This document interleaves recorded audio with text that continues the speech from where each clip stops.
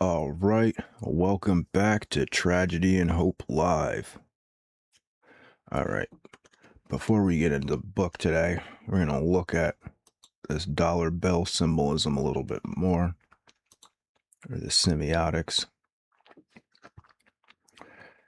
Now, as you can see, the logo or the motto of the American Eagle is E pluribus unum, which means out of many, one, or something similar to that in Latin, right? And you can see there's the two sides, right? There's the peace side and the war side, and they form into one thing, right? Which is the bird, right? Then above the bird is clearly a six-pointed star, right? And okay, you can say, well, what does this have to do with anything, right? But of course, if you look at the one on the other side, right, the other side of the seal, the obverse, there's an Egyptian pyramid on it. So that gives us a clue as to what the eagle is actually representing.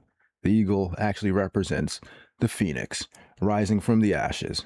Where are the ashes? The ashes are you guys having a freaking protest over ICE and running over people and getting shot. The peace and the war. And then out of that, it's just like the Hegelian dialectic, right? Or the problem, reaction, solution, right? You got the problem, which is the spears, or maybe the problem is the peace. Who knows? Well, one of them's the problem, then the reaction, and then the solution is that the phoenix rises from the ashes up to the Jewish star. And out of many, one rises up above all of the other ones, and it just happens to be the Jewish star shape. It just happens to be. It's a coincidence. It's a serious coincidence, bro, that they put the Jewish star on top of the eagle. Trust me, man. They didn't do it on purpose. It just happens to be that, there's no way that the people that created the dollar bill got the call from the Freemasons, even though they were Freemasons. But there's no way that they got the call. Come on, what do you expect me to believe that? It's obviously demons from another dimension reversing time to put that on the dollar bill after the fact that we learned about the Freemasons and what they did in history and all that other stuff to trick us, right, into believing that the Freemasons created America, even though in reality they didn't do it, and that the real past was erased 50 times, right? It's just a coincidence, or it's not even a coincidence at that point. It's just like, I don't even know what I'm talking about at this point. I mean, if demon aliens came and erased time and reversed time and put the Jewish star symbol on there from the future to represent what didn't happen in the past, but then they made it look like it happened in the... What? I don't know. I'm too slow for that. I'm too dumb to follow that. All right. So we're going to get into the book now. World War II, Tide of Aggression, 1939 to 1941. I'm on page 693. The Battle of Britain, July to October, 1940. The collapse of France was one of the most astonishing events in European history. For weeks, or even months, millions of persons in all parts of the world were stunned, walking about in a painful fog. Equally important, although not recognized at the time, was the determination of Britain to go on fighting. Hitler, who had won a victory surpassing his expectations, could not end the war, and was left without plans for continuing it. He began to improvise such plans without adequate information to make them good, and without adequate preparation for carrying them out. If Germany had concentrated on building submarines, the newly acquired U-boat bases in Norway, in the Low Countries, and in France might have made it possible to blockade Britain into surrender. But Hitler rejected this plan. Instead, he ordered an invasion of Britain, Operation Sea Lion, a project in which no German, not even Hitler himself, had much confidence. At the same time, Britain's refusal to make peace revealed to the full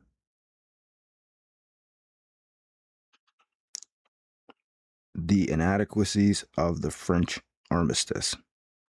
Okay. Hitler sought to remedy these by a project to capture Gibraltar, Operation Felix. Sea Lion and Felix required Hitler's active attention from July to November 1940.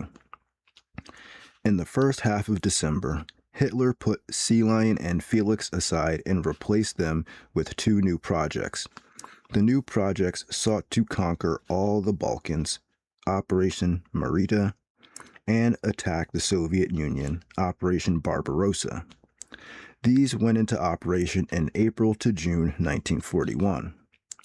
Hitler's change of plans in December 1940 was a consequence of four influences. One, it was, by that time, clear that the Sea Line could not be carried out. Two, that Franco's refusal to cooperate had made Felix impractical. 3. Mussolini's foolish attempts to conquer Egypt and Greece had opened a hornet's nest in the eastern Mediterranean. And 4. There was growing tension, much of it in Hitler's own mind, between Germany and the Soviet Union.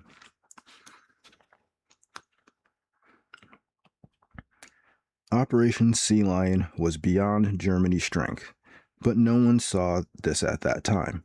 It required, as a first necessity, air supremacy for the Luftwaffe over southern England. Following this, the invasion would require a large flotilla of invasion craft to carry men and supplies across a lengthy stretch of water and to assemble these forces in combat formation in England. The German Navy was in no position to defend such a flotilla against the British Navy with minefields and to preserve both the invasion flotilla and the minefields by German air superiority. Britain had adequate manpower, including the men evacuated from France and thousands of anti-Nazi refugees from overrun countries, but had little heavy equipment and certainly had only a fraction of the 39 divisions the Germans estimated to be the size of the defensive force. These forces were hurriedly prepared, barbed wire and mines were placed all along the landing beaches, watchers were stationed everywhere, all road signs which might guide the invaders were removed, and all able-bodied men, many armed with only fowling guns, were drilled for defense against parachutists. Fortunately, none of these defensive measures ever had to be tested because Germany was unable to win air superiority over England.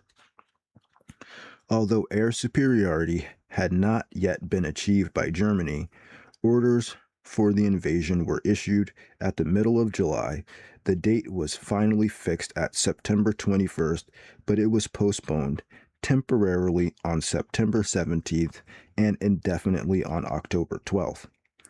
The attacks of the Luftwaffe were directed successfully from July 10th to the end of October at coastal defenses, Royal Air Force installations, and at London itself. Very heavy damage was inflicted on England, but the losses to the German Air Force were more significant, reaching 1,700 planes with their pilots in 3.5 months. In the same period, the British dead reached 375 pilots and over 14,000 civilians. The greatest loss for the Germans in one day was 76 planes on August 15th, but the turning point of the battle came on September 15th when 56 invading planes were shot down. The counterattack of the RAF on German bases was also very successful.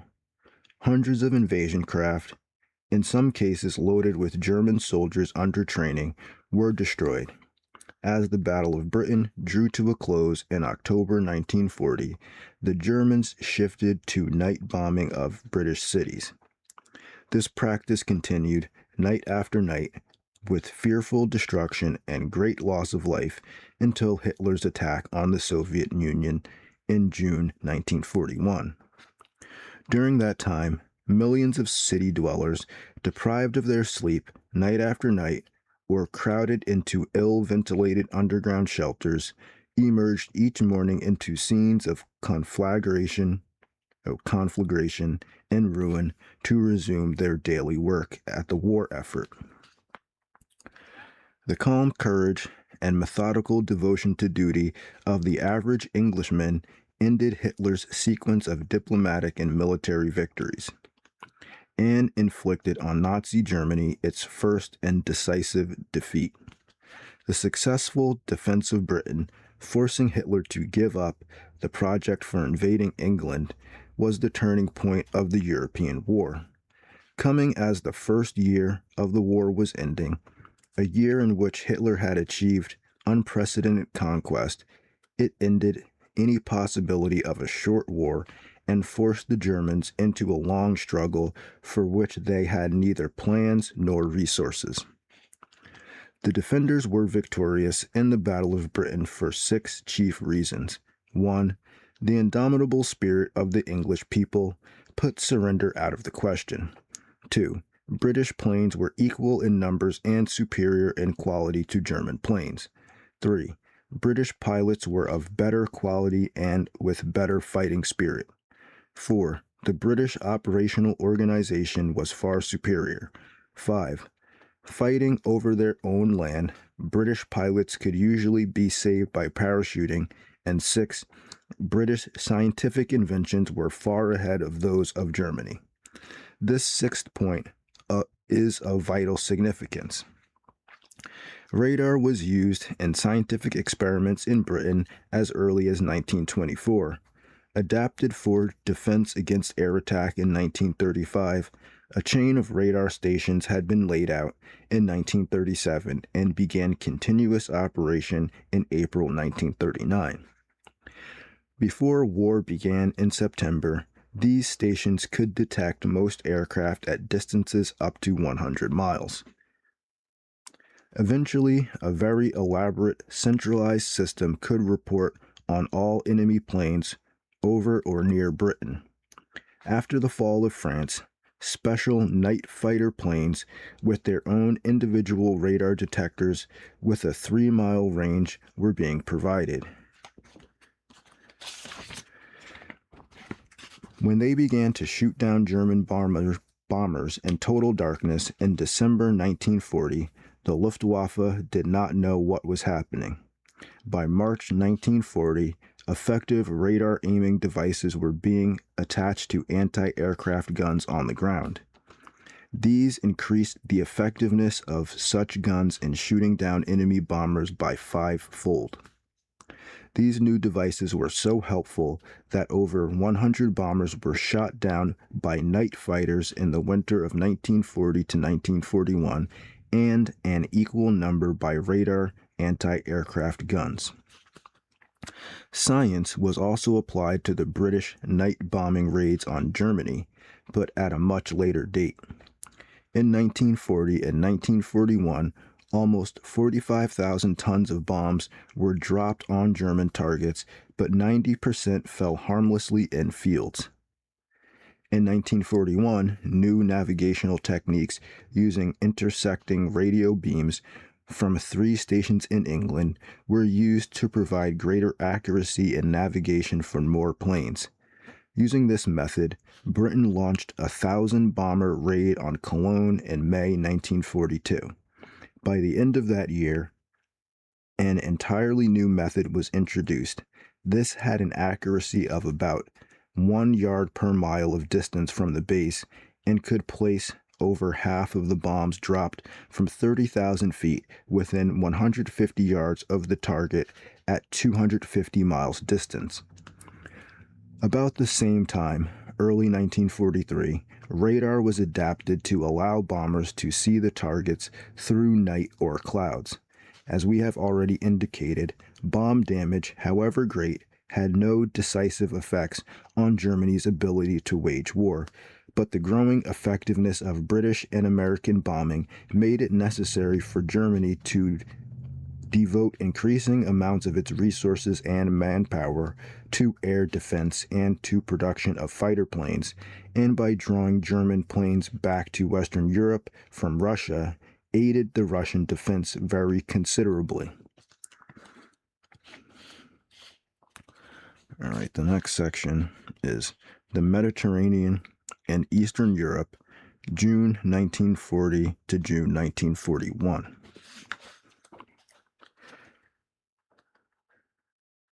The collapse of France had a shattering effect along the Soviet-German borderlands from the Baltic to the Aegean Sea. In the week following June 15, 1940, the Soviet Union sent peremptory notes to Lithuania, Latvia, and Estonia, demanding that their governments be reorganized to include persons more acceptable to the Kremlin. Since Soviet armed forces were already within these states and no hand of assistance was raised anywhere, least of all Berlin, the Baltic countries yielded to the Soviet demands.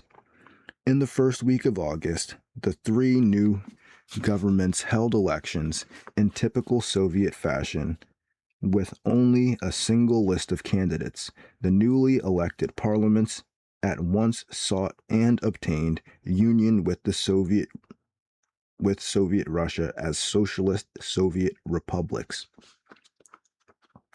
Further south, Romania's hopes that the Anglo-French guarantee of April 1939 might bring support from Weygand's forces in Syria were dashed by Weygand's defeat in France. On May 29, 1940, at a Romanian Crown Council, King Carol insisted that protection must be sought elsewhere and that the only alignment with Germany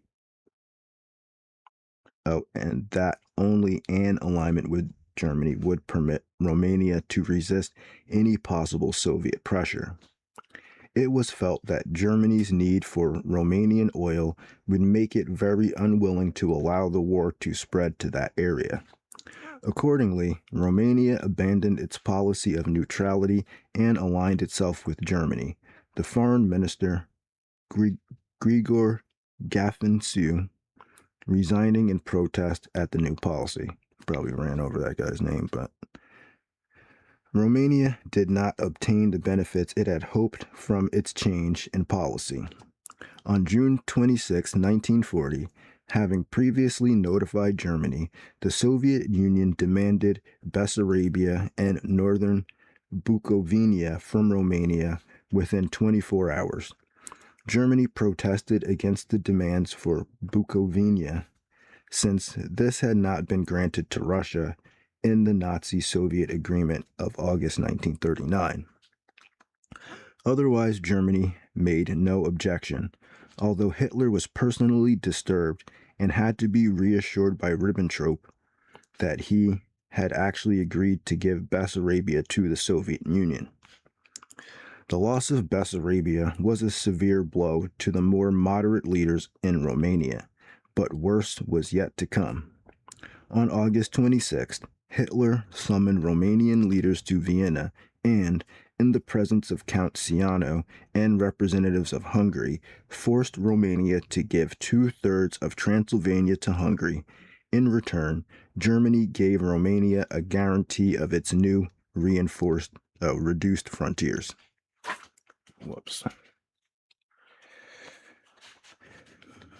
The Vienna Award destroyed the forces of moderation within Romania. Riots and assassinations became the regular method of domestic political activity. These were instigated very largely by the Iron Guard, a reactionary, anti-Semitic political group which had been in a quasi-civil war with the Romanian government since 1933, but had been suppressed by the strong-arm tactics of King Carol. On September 5th, 1940, an Iron Guard government under Ion Antonescu took office in Bucharest. Its first act was to depose the king and chase him into exile, replacing him on the throne by his son Michael. 2 days later, under indirect German pressure, southern Dobruja was yielded to Bulgaria. Thus, in the space of a week, the territorial gains Romania had made at the expense of the three of her neighbors in 1990 were largely canceled. Moscow protested against the Vienna Accords on the grounds that it had not been consulted and that no guarantee of Romania by Germany was necessary. These protests were rejected on the basis that Berlin had been informed of various Soviet activities with equally small notice, and that the guarantee was necessary to forestall any possible British attack on the Romanian oil fields. Shortly thereafter, German military units began to move into Romania, while Soviet units began to seize the uninhabited lands in the mouth of the Danube. At the same time, a German military occupation of Finland began under the pretext that the forces in question were en route to Norway, September 19th. The confusion following the defeat of France spread quickly to the Mediterranean Sea. This was dominated by two factors: Mussolini's jealous determination to obtain some glorious conquest in the Mediterranean to match Hitler's impressive victories in the north, and two, the complete inadequacy, from Germany's point of view, of the terms of the French armistice. By these terms, neither Germany nor Italy obtained any units of the French fleet, any naval bases in the Mediterranean, or any parts of the French overseas territory. On June 24th, when the armistice was made, Hitler had been so convinced that Britain would make peace that he had neglected these items and had rebuffed Mussolini's efforts to include them. Within a month, Hitler recognized his error and demanded from France extensive military and naval bases and transport facilities in North Africa, July 15, 1940. These demands were rejected by Pétain at once. Hitler had little real interest in the Mediterranean area at any time and simply hoped that it would remain quiet. His personal belief, as soon as the invasion of Britain became remote, was that Britain wished to hold out until the Soviet Union became strong enough to attack Germany from the east.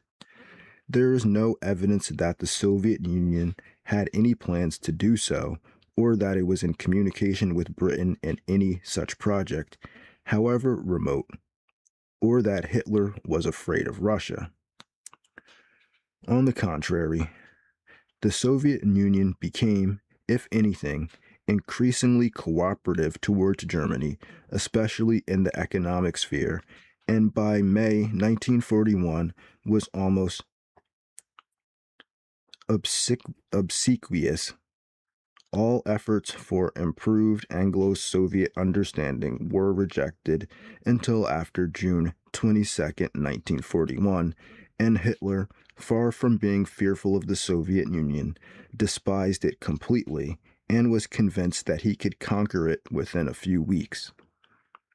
His decision to attack Russia, first stated on July 29, 1940, and issued as a formal directive, Operation Barbarossa, on December 18th, was based on two considerations.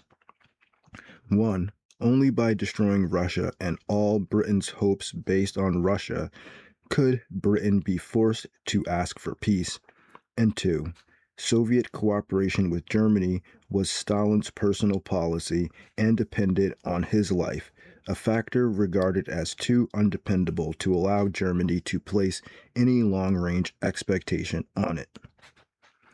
In spite of Hitler's desires, the Mediterranean area could not be kept quiet.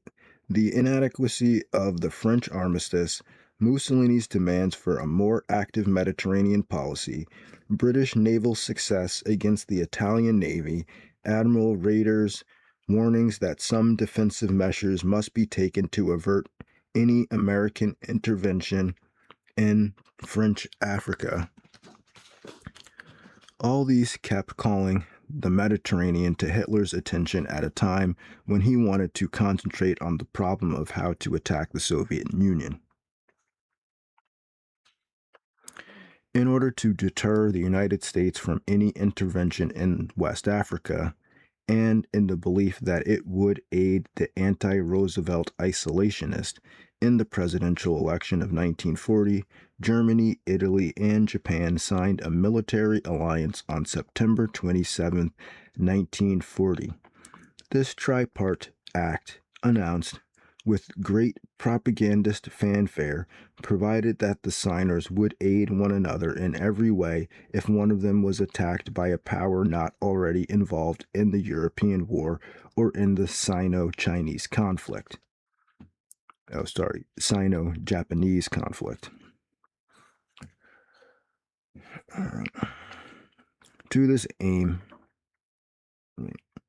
To aim this agreement more specifically at the United States and to allay the natural anxieties of the Soviet Union, one clause provided that the new pact would not change the existing relationship of the signers with Russia.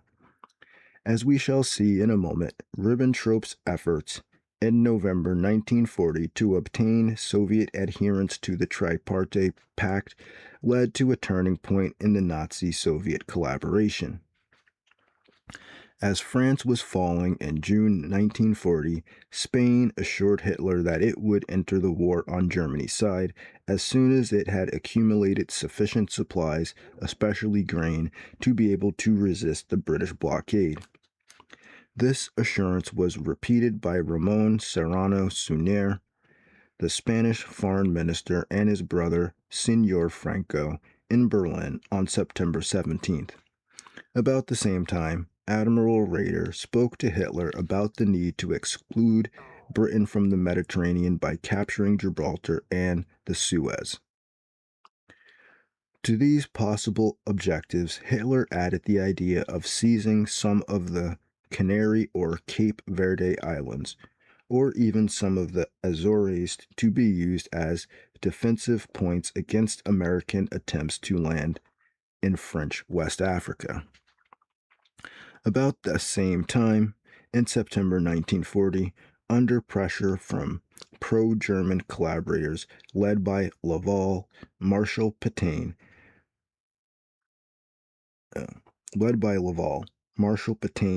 removed Weygand from his post as Minister of National Defense and sent him to Africa as coordinator and commander-in-chief of the French colonial possessions there. Fearful that Weygand might cooperate with an American landing, Hitler, at the middle of October, began serious efforts to settle the Western Mediterranean situation once and for all, in cooperation with Vichy France and Franco Spain. In anticipation of such an attempt, Britain in July 1940 had attacked and largely destroyed the major vessels of the French fleet at anchor at Mers el-Kibir, near Oran, Algeria, and Dakar, West Africa. With somewhat greater skill, the French units at Alexandria, Egypt, were demobilized by agreement. These British attacks on French vessels and subsequent de Gaullist attacks with British support on Dakar, September 23rd, and elsewhere were probably unnecessary and served to drive the Vichy regime into the arms of the Germans. On June 24, 1940, the French Navy had been ordered to scuttle its vessels if there was any chance of their falling into control of foreigners, be they German, Italian, or British. The fact that Britain killed 1,400 French seamen by bombardment of anchored vessels greatly increased the the normally anti-British bias of the Vichy regime and made it possible for the most anti-British members, such as Laval or Admiral Darlan, to eliminate the more moderate ones like General Weygand. Hitler's efforts to coordinate Fascist Italy, Franco Spain, and Vichy France into a single policy in the Western Mediterranean was not an easy one, as Italy and Spain expected to satisfy their shameless ambitions at French expense, while Hitler trusted neither France nor Spain. On October 22, 1940, Hitler traveled by train to the Spanish frontier to confer with Franco and obtain a commitment to attack Gibraltar. Franco's demands were not modest. He wanted French Morocco, parts of Algeria, and French West Africa, about 500,000 tons of grain, and the motor fuel and armaments necessary for the capture of Gibraltar. For this, as Hitler bitterly told Mussolini, Franco offered Germany his friendship. Hitler also obtained Franco's promise to enter the war on Germany's side at some indefinite date in the future and to join the Tripartite Pact at once, if this could be kept secret. Disappointed in the south, Hitler's train returned northward across France. The following day, October 24th, Hitler and Ribbentrop met Pétain and Laval at Montier-sur-le-Loire and drew up a rather ambiguous agreement. This document proclaimed the signers' joint interest in a speedy defeat of Britain and promised that France, in return for a favorable attitude towards the territorial ambition of Italy and Spain, would be allowed to share in the booty of the disrupted British Empire at the end of the war, so that the total overseas possessions of France would not be reduced in that area. 4 days later, Laval was made foreign minister of the Vichy regime. At this point, Hitler's disappointments began to flow over. Having just concluded unsatisfactory agreements with Spain and France, he received at Monterrey a delayed message from Mussolini, forwarded from Berlin, announcing that Italy was about to attack Greece. Since Hitler and Ribbentrop had vetoed any attack on either Greece or Yugoslavia as early as July 7th, and had repeated this warning several times since, Hitler at once ordered his train from France to Florence to dissuade Mussolini from his projected attack on Greece. When the two leaders met in Florence on October 28, 1940, the Italian attack on Greece had already begun, so they restricted their discussions to other topics, such as the ingratitude of General Franco. During the summer of 1940, Mussolini's irascible disposition had not been improved by the failure of Italian ground forces against France. The meager results of the French-Italian armistice, the failure of the Italian Navy to disrupt British convoys to Malta and Alexandria, the complete collapse of the Italian Air Force, and a series of German vetoes against any Italian movement against Yugoslavia or Greece. The Duce's efforts to attack Egypt overland from Libya were resisted by his generals for months. When Rodolfo Graziani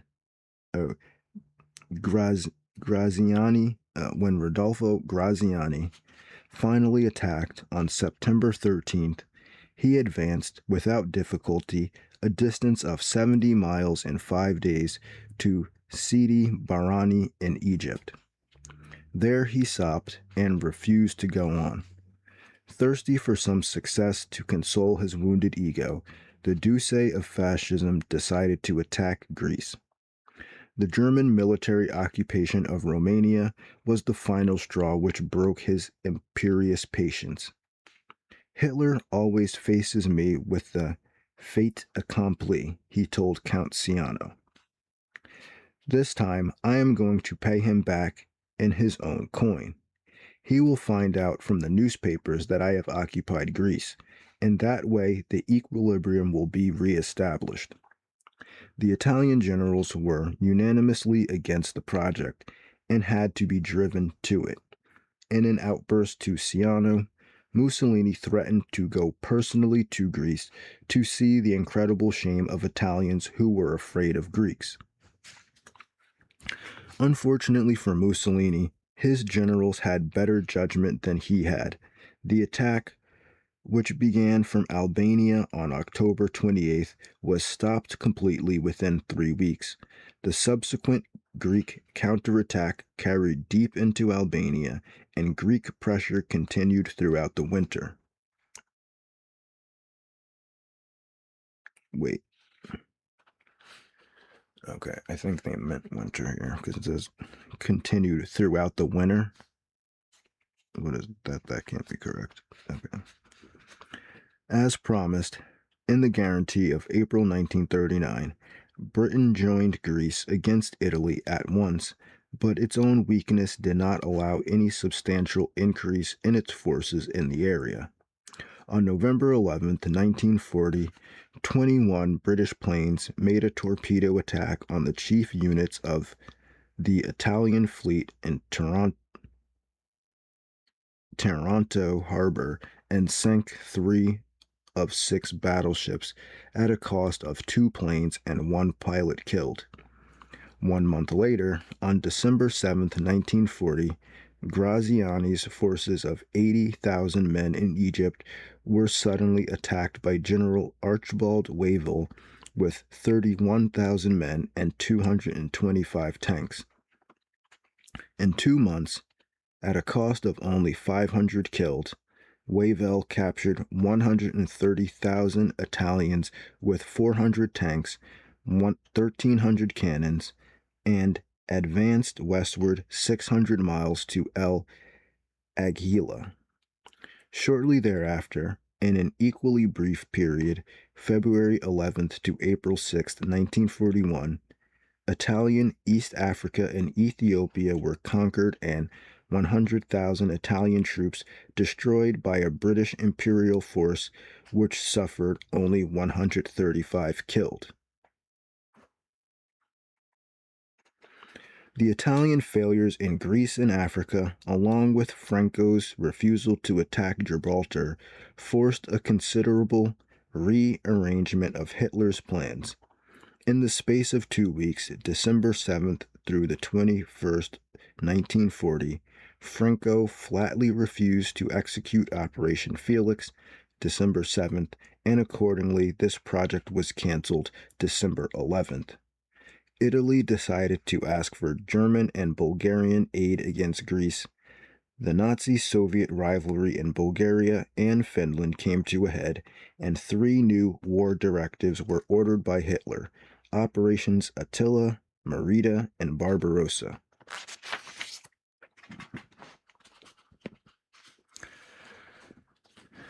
Operation Attila, or Attila, December 10th, sought partial compensation for the abandonment of Operation Felix by ordering an immediate occupation of all Vichy France, with a special effort to capture elements of the French fleet in Toulon if French North Africa rebelled against the Vichy government. This plan was carried out when the Western powers invaded North Africa in November 1942. The Italian appeal to Germany for aid against Greece, December 7th, led to a transformation of the relationship between the two powers. Italy's status changed from that of an ally to that of a satellite. On December 19th, Hitler promised to attack Greece from Bulgaria, but not before March 1941, at the earliest. He rejected a detailed Italian request for raw materials on the grounds that he had no way of knowing how these would be used. Instead, he suggested that large numbers of Italian laborers should be sent to Germany and there work up the raw materials into finished products which could then be sent to Italy to be used to the advice of German experts stationed in Italy. For the immediate relief of Italy's military problems, Hitler refused to send any forces to Albania to fight Greece, but instead offered an armored force under General Rommel to fight in Libya and a German air fleet of about 500 planes to be stationed in Sicily to protect fascist convoys to Libya and to disrupt British convoys through the Mediterranean. The German intervention in the central Mediterranean in the early months of 1941 was a great success on the grounds and in the air, but was not able to prevent the British from strengthening their position on the water. The first Malta convoy of 1941 was badly battered by the first intervention of the Luftwaffe.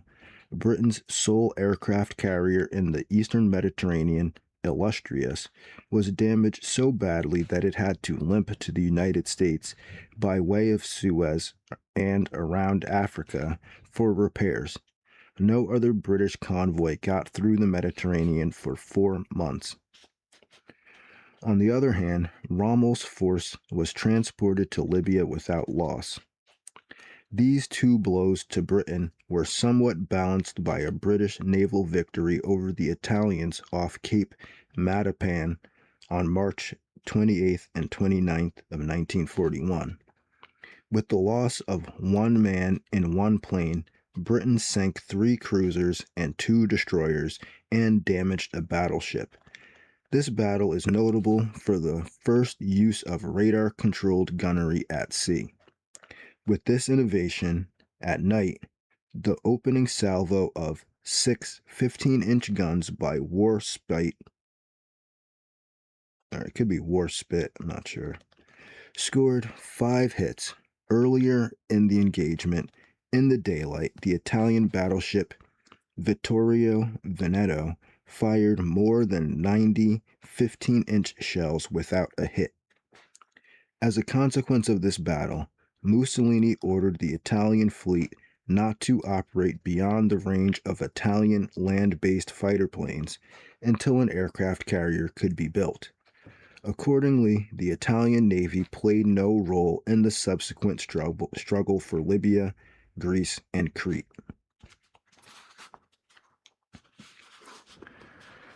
Rommel's arrival in Libya reversed the situation in North Africa.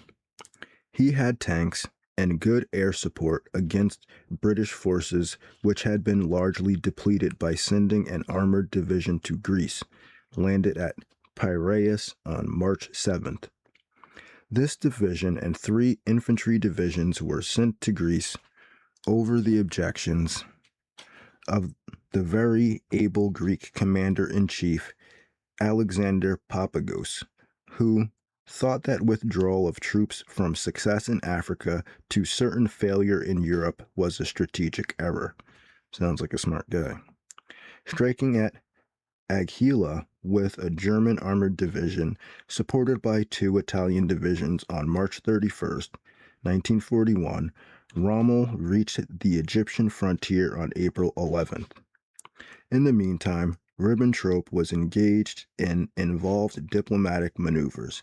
The Tripartite Pact of September 1940, in spite of Russia's suspicions, was really intended to frighten the United States to abstain from interference in the tumults of Eurasia. To strengthen this threat, Ribbentrop sought to obtain Russia's adherence to the Tripartite Pact and a Soviet-Japanese non-aggression pact which would free Japan in Asia to allow it to strike southward against Singapore. These maneuvers were a disaster for Germany.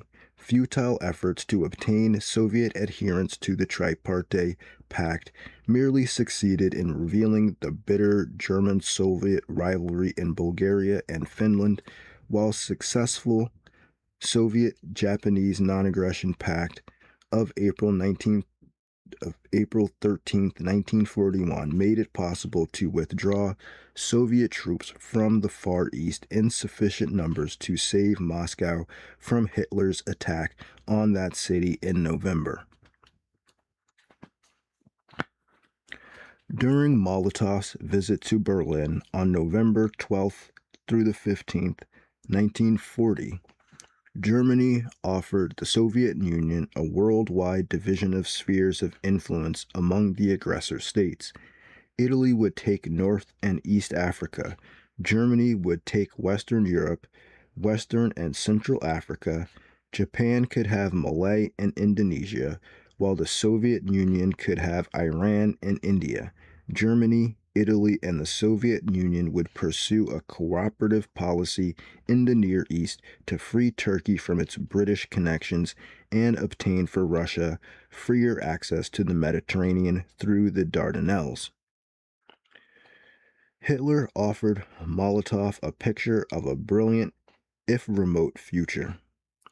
After the conquest of England, the British Empire would be apportioned as a gigantic worldwide estate in bankruptcy of over 40 million square kilometers. In this bankrupt estate, there would be for Russia access to the ice-free and really open ocean. Thus far, a minority of 45 million Englishmen had ruled 600 million inhabitants of the British Empire. He, Hitler, was about to crush this minority. Even the United States was actually doing nothing but picking out of this bankrupt estate a few items particularly suitable to the United States.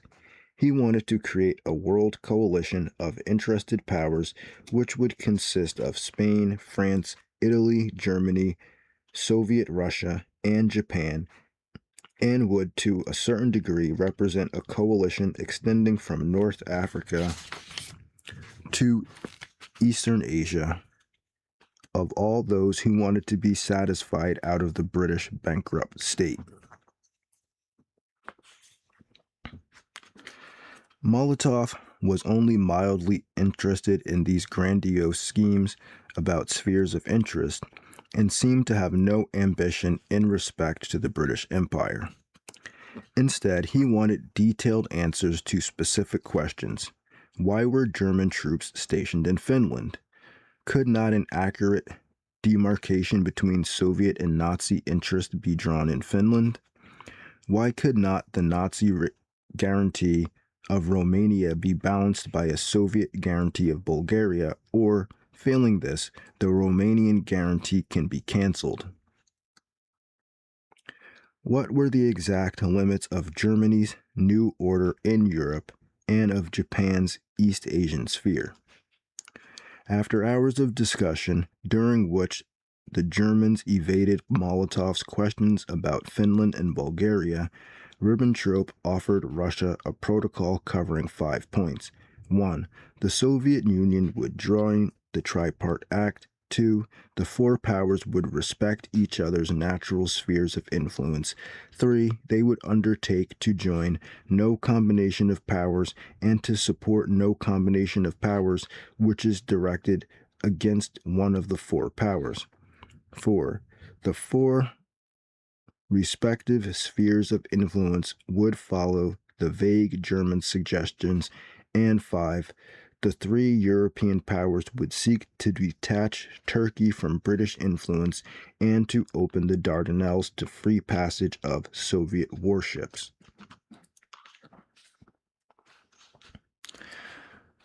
Molotov immediately presented Germany with additional proposals drawn up in a formal draft protocol. These added to the German suggestions 5 other points. 1. That German troops be withdrawn from Finland immediately. 2. That Bulgaria sign a mutual assistance pact with the Soviet Union and hand over to it a base from which Russian naval and air forces could defend the Dardanelles.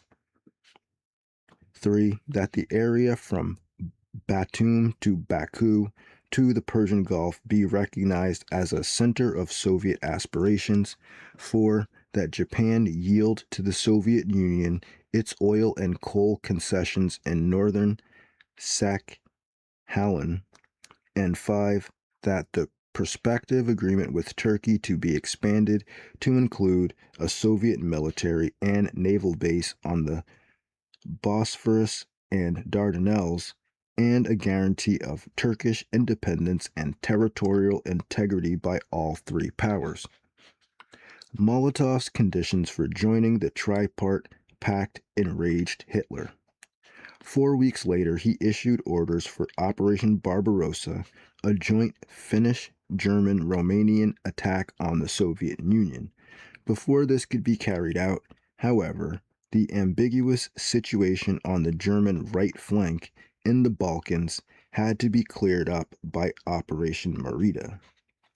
The chief aims of this operation were to drive from the area British forces which had entered Greece in consequence of the Italian attack, and to prevent them from bombing the Romanian oil fields while Germany was occupied with Russia. The original plan called for a pincers movement into Greece from Bulgaria and Yugoslavia.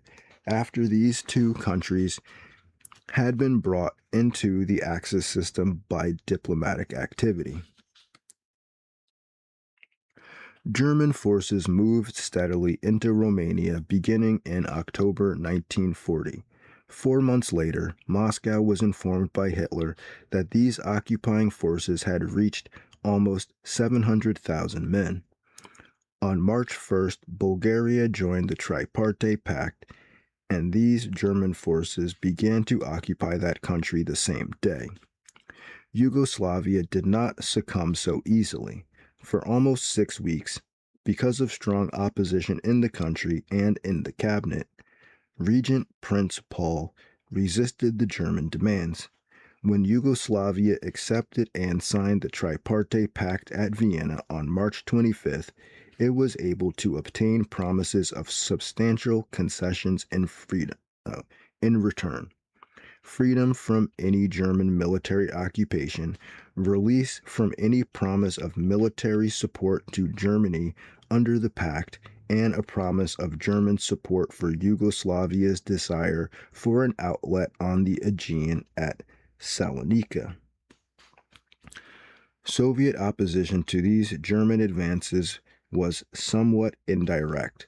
There were vigorous protests against the movement of German troops into Romania and Bulgaria.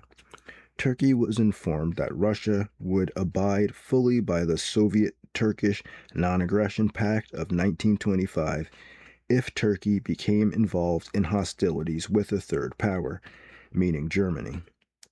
Most significant of all, a military coup d'etat in Yugoslavia overthrew the Yugoslav regency and government on the night of March 26th through 27th, replacing the regent, Prince Paul, as head of the state by the young King Peter, and installing a less pliant cabinet under General Dusan Simovic.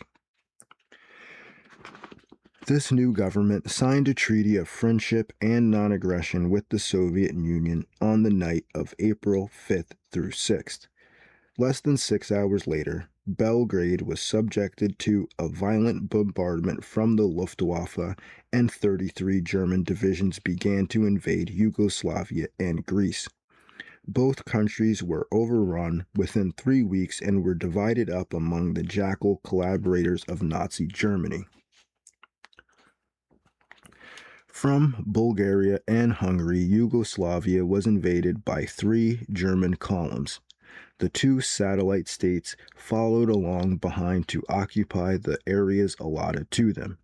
Greek forces overextended into Albania and in the west, and outflanked by the German capture of Salonika in the east, fell back southward but were soon cut off from 86,000 British troops in Thessaly. On April 20th, the Greek government advised the British to evacuate because the situation was hopeless, but the almost total destruction of the Piraeus from the air and the sudden capture of the Corinth Canal by German paratroopers made this operation very difficult. Without air protection, the British Navy evacuated 44,000 British troops from various beaches, landing 27,000 of them on the island of Crete. After a week of bitter mountain fighting, much of it hand-to-hand. With the German Air Force supremacy in the sky, the British began to evacuate Crete. When the operation was over on May 1st, Britain had lost 55,000 men in Greece and Crete and had one battleship, 7 cruisers, and 13 destroyers sunk or damaged. It had lost all North Africa except Egypt itself, and had seen 2 more countries overrun by Germany. The only possible consolation was to be found in the fact that Yugoslavia and Greek resistance had delayed Hitler's attack on the Soviet Union by 3 weeks, and the heavy German losses in Crete, over 30% casualties, persuaded Hitler to renounce all airborne operations in the future. A somewhat more remote benefit rested in the fact that German brutality and Balkan stubbornness gave rise to extensive guerrilla operations which drained Axis strength in the mountains of Yugoslavia, Crete, and Greece. The loss of Crete gravely threatened the British position in the Near East. In Iraq, on April 3rd, a group of army officers led by Rashid Ali al-Ghalilani overthrew the government and seized power. A month later, this new regime made an attack on British treaty installations in Mesopotamia.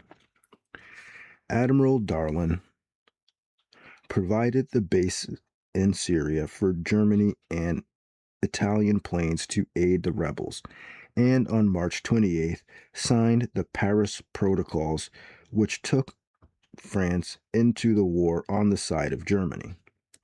These agreements promised to the Iraq rebels most French military supplies in Syria and to provide Germany with air bases in Syria and at Dakar, to hand over transport facilities, including ports and railroads in Syria, the ports of Bizerte in Tunisia, the railroad from Bizerte to Gabs, French munitions for Germany, French ships for transporting supplies across the Mediterranean, French naval vessels for protecting such shipments, and a submarine base at Dakar. The violent objections of Weygand and the other officers against these agreements and the vigorous protest of the United States persuaded Marshal Pétain to overrule Darlan and to cancel the agreements June 6th. The rebellion in Iraq was overthrown in May, and a joint force of British and Free French supporters of de Gaulle conquered Syria and Lebanon in June. About the same time, by a tenacious defense of Malta and relentless attacks on Axis convoys to Libya, the British Navy sought to restore its control of the surface of the Mediterranean Sea. This made it necessary for the Axis, in spite of the growing demands of the Battle of the Atlantic and the Battle of Russia, to increase its air and undersea forces in the Mediterranean. In November 1941, 70% of Axis supplies for Libya were sunk. In September, Hitler sent the first German submarines, only 6 of them, to the Mediterranean, and in December he sent the second air fleet of 500 planes under Marshal Albert Kesselring to Sicily. In November, the British lost an aircraft carrier and a battleship to U-boats. The following month, in a daring personal exploit, the Italians sent 3 two-man human torpedoes into Alexandria Harbor and sank the 2 British battleships left in the eastern Mediterranean. By June 1941, the attrition of British sea power was becoming almost unbearable. With only a handful of operational U-boats, plus some support from surface raiders and land-based planes, The Axis sank in the period from September 1939 to June 1941. A total of 1,738 merchant ships of a total tonnage of 7 million tons. In addition, almost 3 million tons were left damaged in ports. In buying supplies, chiefly from the United States, Britain had used up, by June 1941, almost 2/3 of its dollar assets, gold stocks, and marketable United States securities. All right, I'm just going to stop there because the next section is American neutrality and aid to Britain. This chapter just goes on forever. Let's see, attack on Soviet. This one chapter is like half the book. Turning the tide, boy, seriously. Closing in on Germany. When does this chapter end? It doesn't end. This chapter doesn't end. I guess this chapter does not end. So this is kind of like where the war's getting like real serious now. They're bombing Britain. They're bombing Yugoslavia. They're attacking Greece. This is when they took over parts of North Africa.